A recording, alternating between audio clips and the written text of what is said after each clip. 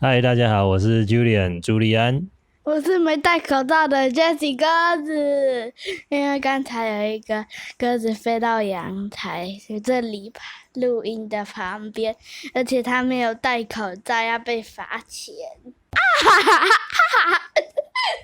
刚好我们在录音的时候，旁边飞来了一只鸽子。好，欢迎大家呢再次回到我们的节目哦，和孩子谈钱。那今天是2021年的6月5号了哈，是我们第3集的播出。今天的主题呢是钱是什么的下集。在上一集的节目里面呢，我们讨论了关于这个钱的历史的演进哦。Jessie，你还记得吗？包括从古老的贝壳到金属纸钞，到现在的信用卡，还有接口支付，还有 Line Pay， 还有虚拟货币。那顺带一提哈，其实你有没有发现啊？从去年这个疫情以来哦，我们在买东西的时候都尽量避免用现金哦，也就是用钞票啊、铜板这些现金来结账，而是尽可能呢，例如说用感应的刷卡，或者是用这个手机的 APP 来结账。你知道为什么吗？就是因为呢，就是现金会经过很多人使用，上面就会有细菌，所以就避免使用。就算没有像现在的疫情爆发，还是用完还是要洗手。哦，对哈，因为这个现金其实很多人在摸在使用哦，上面本来就有很多的这个病毒细菌，所以其实如果可以的话呢，最好尽量避免。那非不得已的话呢，就要赶快的洗手跟消毒了。然后呢，在上一集我们也讨论到了，就是刚刚讲的，在这个钱还没有发明之前哦，叫做以物易物的世界哦，也就是东西跟东西来交换。那我们很聪明的这个老祖先他后来发明了钱之后呢，也解决了3个很重要的问题，这也是钱的3个主要的功能。你还记得是哪些吗？让买卖东西更方便，也有明确的价格可以储存价值。哦，对哈，就是买东西更方便，然后呢，价格也会比较稳定，而且呢，这个价值也可以获得储存。我们上一次举的例子呢，就是这个买西瓜的例子。所以呢，如果这个还没有看或者还没有收听我们上一集节目的朋友呢，也欢迎呢先搜寻一下，回到我们上一集的内容来复习一下。好，那接下来呢，我们要进入今天这一集的主题哈。今天要跟大家讨论的是另一个很重要的关于钱的观念。那我想这个也是很多人都想要知道的问题，就是钱是怎么来的呢？要怎么样赚钱呢？Jessie，你觉得呢？工作。哦，对，工作哈。你还记得我们上一次举了农夫跟猎人的例子吗？可以帮我们复习一下吗？他们的工作就是上次讲的农夫，他是用耕种，然后就有食物，然后猎人是打猎。哦，对哦，上次我们举的例子呢，在以物易物的世界里面啊，猎人他是透过打猎捕捉猎物哦，那创造了食物的来源，而农夫呢是透过耕种农作物哦，创造了食物的来源，所以这个就是他们的工作所创造的价值，那也就是我们常常所谓的生产力。所以简单来讲啊，其实要怎么赚钱，你就是要去想你怎么样能够生产，你能够生产什么东西，创造出什么样的价值。我们再举一个现在的例子哈，我想现在大家最关切的就是这个疫情。那我们可以想想看，有哪一些工作在现在这个时候显得特别有价值？你有想到吗？医生跟护士跟发明疫苗的人。哦，对哦，医生跟护士哦，就是我们的这个医护人员哦，尤其是有一些在第一线哦服务的这些医护人员哦，很辛苦。然后呢，现在大家也很期待的，就是能够赶快的取得疫苗。所以呢，这些发明疫苗的科学家，还有这些生产疫苗的这些公司或相关的这些工作人员哦，在这个时候呢，他们的工作其实就是很有价值的哦，创造了一个大家都需要的服务跟产品。好，那讲到这边我想顺便问一下哦，你觉得像妈妈哦，妈妈是一个工作吗？不是啊。哦，不是，你觉得妈妈不是工作，为什么？因为我也不知道，就是凭我的第六感。虽然妈妈她这个工作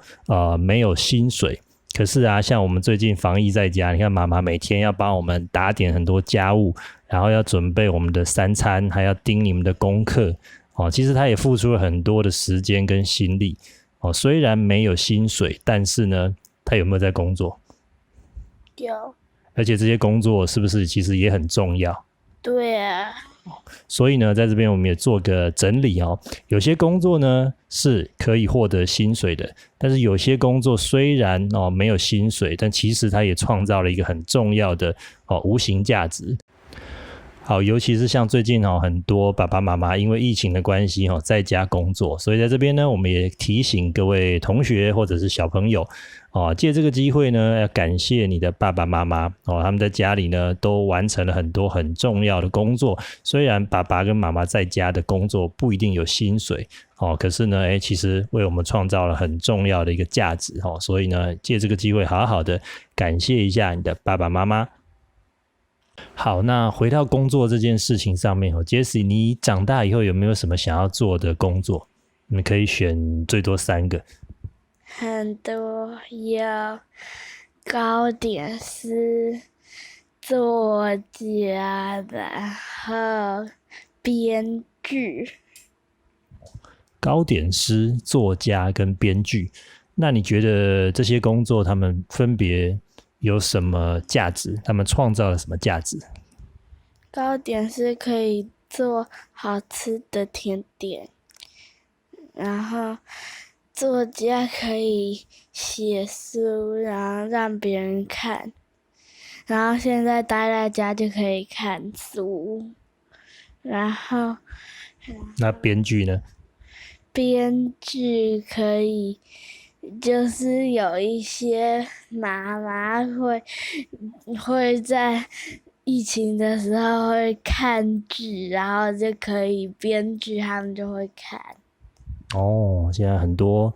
人在家的时候也利用这个时间来追剧放松一下所以的确那你觉得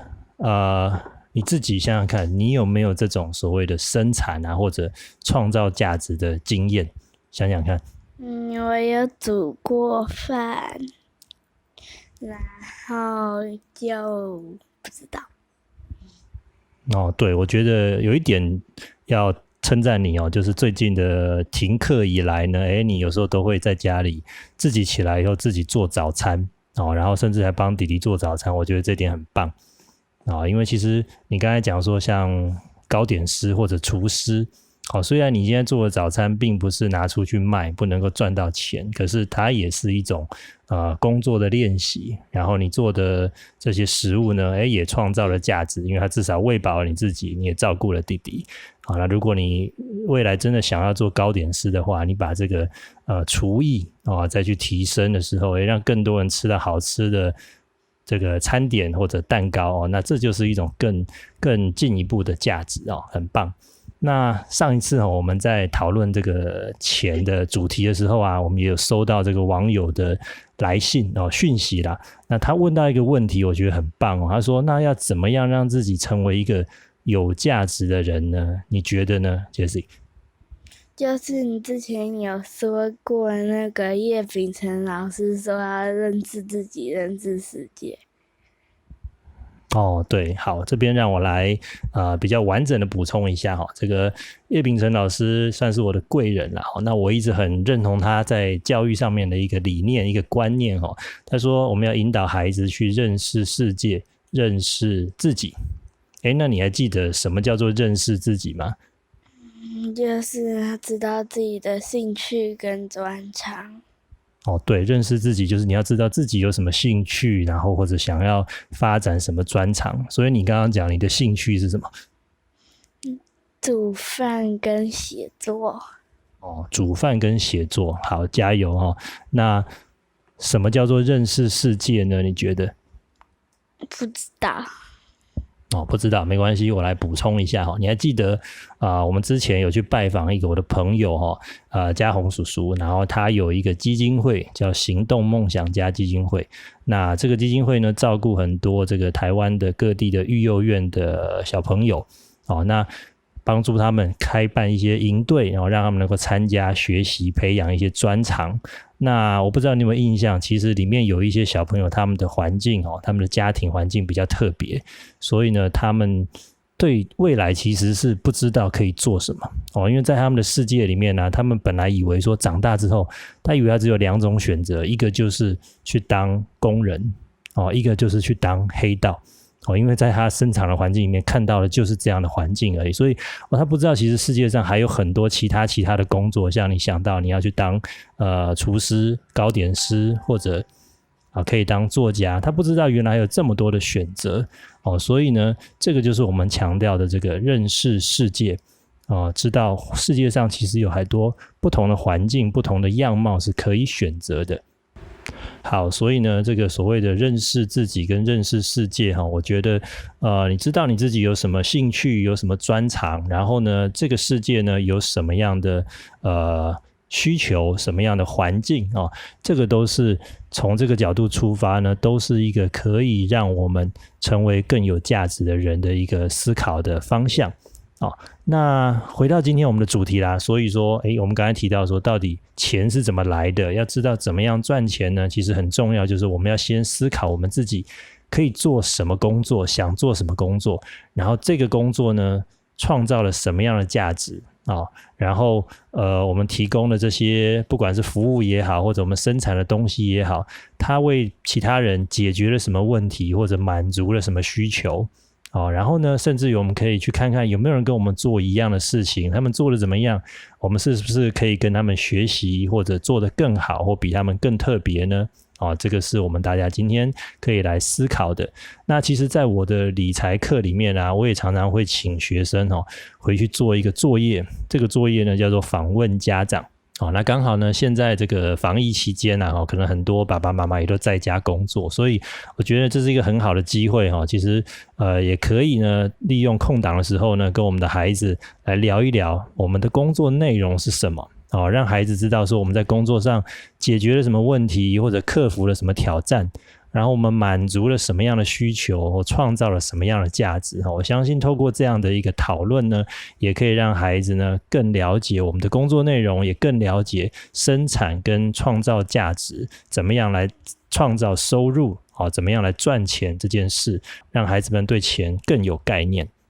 好，在今天最后节目的尾声呢，我们再请 Jessie 来跟我们分享他的笑话时间。有一天，刘备跟关羽在骑马，骑着骑着，刘备突然看到前面有一个悬崖，就跟关羽大喊说：“关羽，你快乐吗？”就是把马拉住他的缰绳，然后他就不掉下去。然后结果关羽就回头大喊说：“大哥，我很快乐啊！”他就掉下去了。哈哈哈哈哈！今天我们的节目呢就到这边告一个段落咯。一样的，如果有任何的想法或建议呢，都欢迎在我们的这个 FB 社团朱利安跟孩子谈钱这个社团呢来留言，让我们知道。如果您喜欢我们的节目，别忘记帮我们订阅及开启小铃铛，还有踊跃分享，给我们一点鼓励谢谢大家。今天节目呢就到这边告一个段落咯。我们再次的祝大家防疫平安，我们下一次见，拜拜，拜拜。